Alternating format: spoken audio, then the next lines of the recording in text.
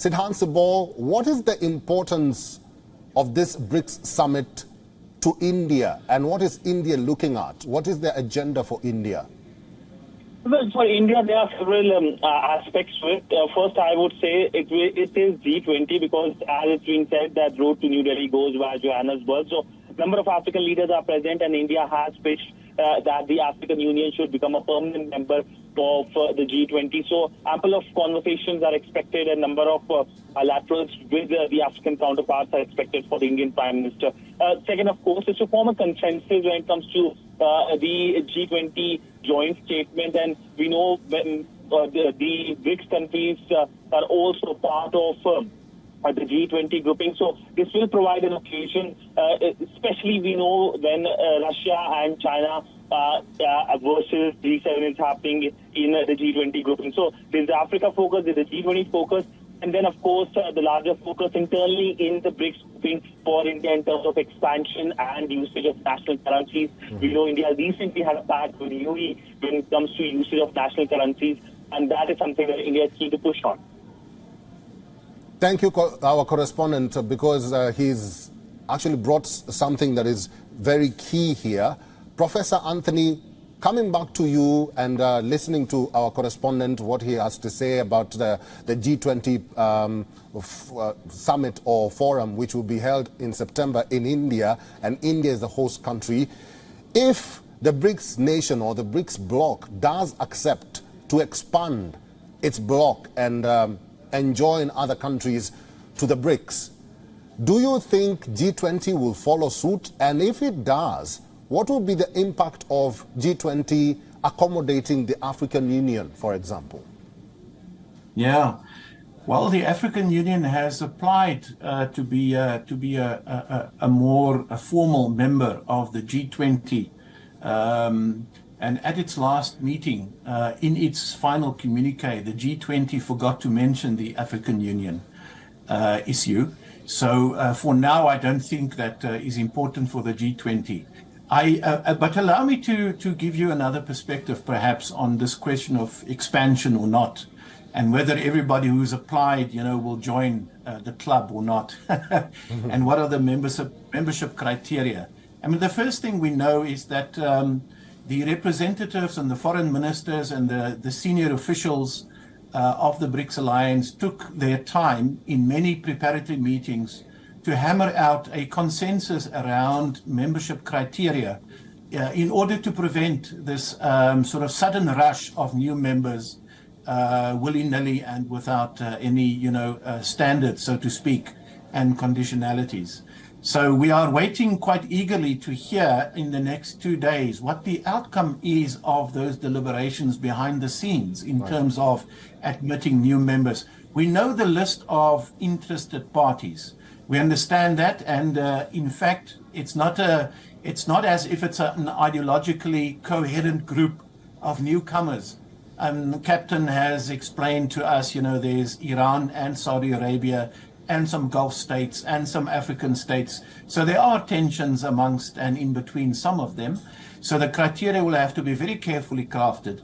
My view is, I think I've said it before, is that those who have significant economic power and influence, but also soft and hard power to play a role in their respective regions, with an affinity for the politics of the global south, would be sort of brought together closely to the BRICS alliance.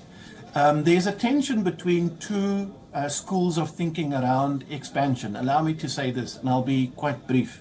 The one is, if we live in exciting times, but also turbulent times, it appears to be the end of Western hegemony and American control of multilateralism and global governance, and the rise of powers in the East, India, China, and perhaps others. And in this turmoil, which is now sort of the introduction of a new Cold War, perhaps, because of the war between Russia and NATO, which plays out in the Ukraine, it seems to me that there's a reshaping of the global world order, including the political economy.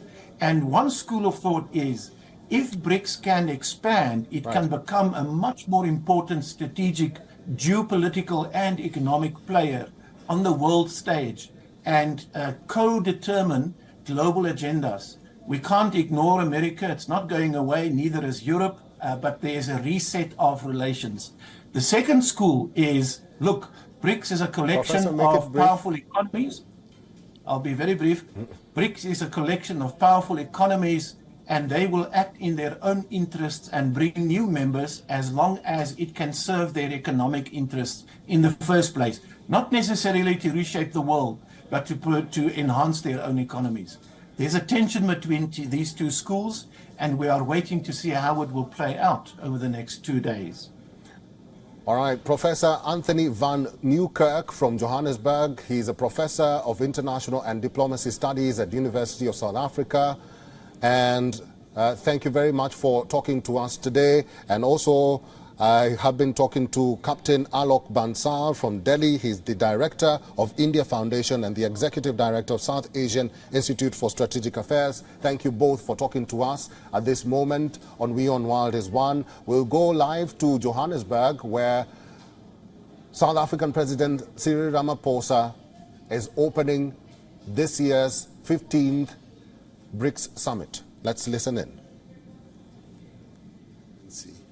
President of the New Development Bank, Ms. Dilma Rousseff.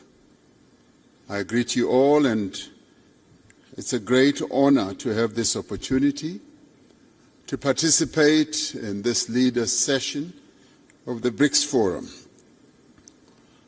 I particularly want to thank Mr. Sim Chabalala for the report that he has just given, and particularly underline and appreciate the message that is coming from all of you as business leaders about the immense opportunities that you see in investment across the BRICS countries.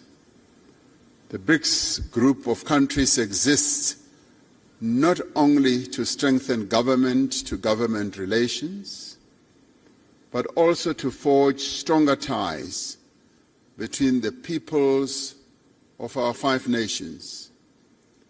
It is for this reason that several bodies have been established since the BRICS was formed to enable cooperation. All right, that is South African President Cyril Ramaphosa opening the 15th BRICS Forum in Johannesburg, South Africa. WION is now available in your country. Download the app now and get all the news on the move.